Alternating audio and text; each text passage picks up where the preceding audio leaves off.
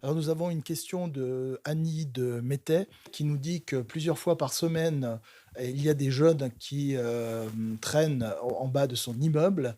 Elle a beau appeler la police qui ne se déplace pas toujours et donc elle a peur de sortir le soir parce que ces jeunes dealent de la drogue. Elle nous dit: «Bah, et vous, qu'est-ce que vous allez faire?» Alors c'est vrai que le sentiment d'insécurité, l'insécurité réelle, parce qu'il n'y a pas qu'un sentiment, il augmente malheureusement à Annecy. Il faut le dire, et alors que la sécurité, c'est quand même un des droits fondamentaux du citoyen. Donc oui, il faut faire de la prévention, il y a toute une question. Pourquoi est-ce que ces jeunes traînent en bas des immeubles? Il y a évidemment toute la question de, il serait mieux à être ailleurs, peut-être dans les DMJC, dans des associations, etc. Mais pour autant, il ne faut pas non plus excuser ces comportements qui, aujourd'hui, j'allais dire, gâchent la vie de beaucoup de nos concitoyens dans beaucoup de quartiers à Annecy. Oui, Annecy, aujourd'hui, malheureusement, et on le voit quasiment tous les jours dans les médias, est une plaque tournante en termes de trafic de stupéfiants. Je salue d'ailleurs le travail qui est mené par la police et la gendarmerie qui font ce qu'ils peuvent. Et bizarrement, depuis quelques semaines, on a l'impression que des consignes ont dû être données. Il y a plus de démantèlement de trafic. Comme quoi, quand la volonté politique est là, visiblement, il y a des choses qui peuvent changer. Oui, il faut lutter contre ces rassemblements, de jeunes ou de moins jeunes d'ailleurs, en pied d'immeuble, qui aujourd'hui pourrissent la vie des personnes, qui se sentent en insécurité le soir pour sortir de chez elles, qui ont peur et qui se disent à un moment donné, j'ai pas envie d'aller à la confrontation parce qu'en plus, bon, il peut y avoir éventuellement des violences physiques qui sont exercées directement sur les personnes. Donc là-dessus, pas de laxisme. La sécurité est un premier droit pour les citoyens. Donc nous mettrons tous les moyens nécessaires pour faire cesser ces trafics de drogue et autres incivilités. On a parlé aussi tout à l'heure du bruit, on a parlé des incivilités de la vie de tous les jours.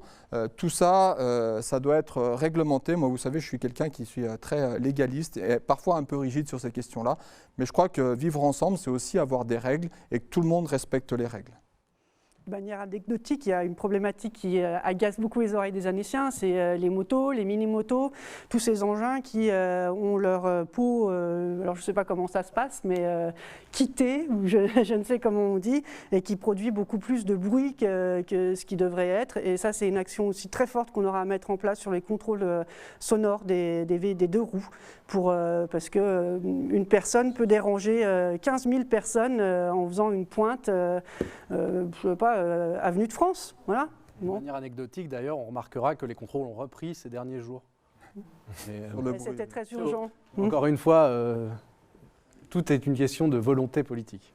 Il y a aussi une autre forme d'insécurité dont on a pris pleinement la conscience et à bras le corps depuis très longtemps. En tout cas, Claire et moi, on y est extrêmement sensibles. C'est tout ce qui va être les questions des violences faites aux femmes, et notamment dans cette période de confinement où on sait que malheureusement, ça a été parfois des véritables calvaires dans certains appartements un peu cloîtrés sur lesquels on a eu des drames qui se passent. Là aussi, c'est des choses sur lesquelles, à un moment donné, par la création d'une maison des femmes et des autres minorités, puisqu'il y a aussi d'autres discriminations sur d'autres minorités, il va falloir que la ville agisse. Dans le plan local de prévention de la délinquance, c'est comme ça que ça s'appelle, il n'y a rien là-dessus. Rien du tout. Et pourtant, ça fait des années qu'on porte cette question. On sait que Annecy n'échappe pas, là encore, ce n'est pas la carte postale, elle n'échappe pas à la question des violences intrafamiliales. Elle n'échappe pas à toute cette brutalité qui, en plus, chez nous, est exacerbée par, on l'a dit, des difficultés économiques, etc., qui peuvent rapidement faire plonger les familles dans des situations très tendues. Donc, là encore, il y a des actions à mettre en œuvre et la ville doit être moteur sur ces questions-là. On en a parlé d'ailleurs, on a fait des propositions pendant le Covid sur le soutien psychologique aux enfants, parce qu'on sait aussi qu'au-delà du traumatisme qu'est un confinement, potentiellement pour les enfants, il y a aussi éventuellement, ce qui est plus dramatique, la violence qu'ils peuvent subir de la part de leurs entourages, et comment est-ce qu'à un moment donné on peut aider aussi les professeurs des écoles, enfin toutes les institutions à prendre en charge tout ça, parce que c'est aussi notre avenir qu'on joue là-dedans.